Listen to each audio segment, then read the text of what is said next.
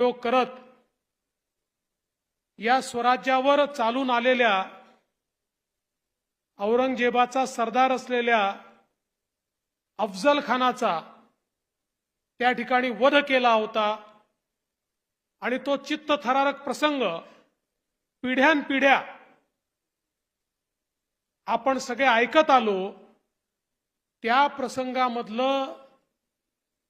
जे प्रमुख शस्त्र होतं ते वाघनख,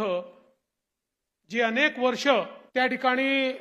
लंडनच्या म्युझियम मध्ये होती,